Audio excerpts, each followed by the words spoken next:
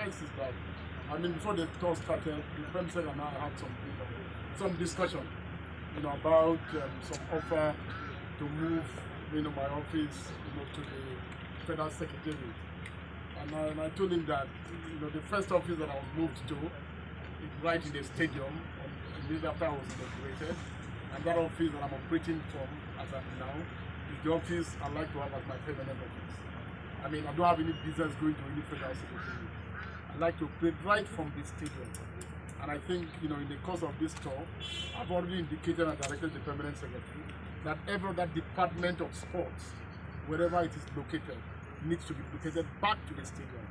I mean, we got, and the permanent secretary is already working on having to allocate offices to those departments that are not yet here. I mean this ministry is a ministry that, I need to be where the action is, where the athletes are, where footballing is taking place. I mean, I don't, even for coordination, it's important that I operate from here. Just so that, because the majority of the departments are already here in the stadium. So there's no point having to go and get an office at the National Secretariat. I've done that. The second, like you talked about, yes, I went to the powerhouse and then went to the athletes hostel. Again, the good and the bad, beautiful, the ugly. That's what life is. I mean, it's interesting that I missed, there's so much, that I've seen.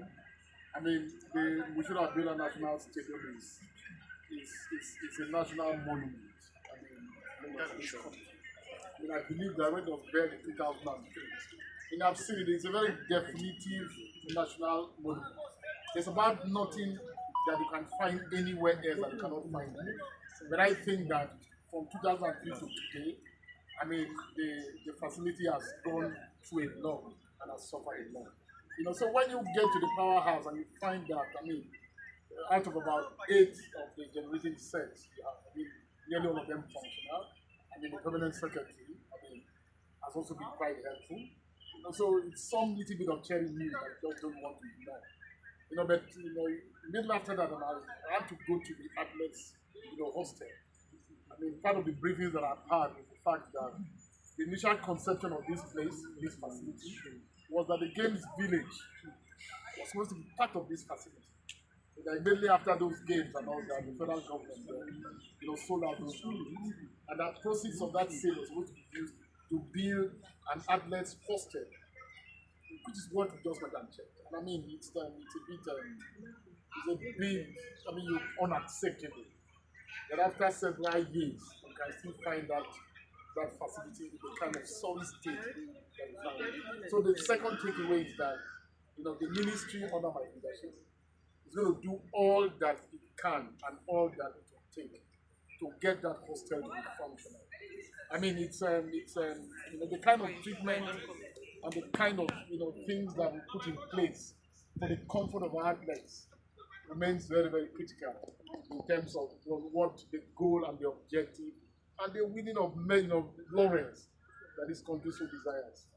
I find myself heading a ministry that excites so much passion by every Nigerian. I mean, it's amazing how many people have volunteered opinions and what they think and suggestions on what they think should happen. And everyone thinks that his or her own is the best. We're in a ministry that, there's so much interest and attention. And I think that, it is all of this that made Mr. President Bola Ahmed Tinubu to create this ministry and, to make it to stand on its own. Because there is a lot he wants to use this ministry to achieve. And that's why I keep saying that it's because of the vision he has for this ministry. And he looked around and he saw me. And he believed that I have the passion and the commitment and the serious mindedness enough to make a contribution and to grow the sports ministry in Nigeria. So I think that we are already moving on. I mean, by next week, I think we're going to get out of here and go to Lagos, the sports city. Like I said, we're being as systematic as we can to make sure that we are sure-footed in every move that we make, believing, for example, that if we do well, the country benefits from that. Thank you. Thank you very much, ladies and gentlemen.